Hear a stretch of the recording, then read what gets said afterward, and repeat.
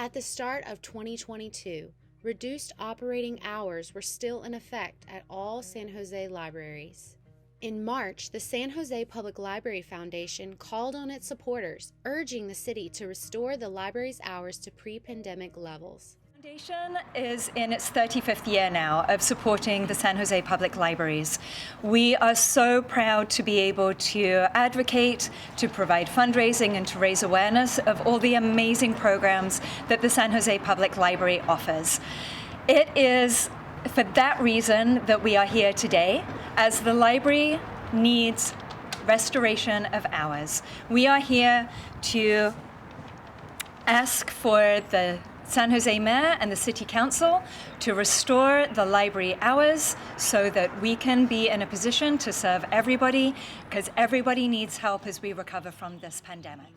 We have very strong advocates in the city of San Jose who, for at least the last year, have been talking about expanding library hours on Sundays.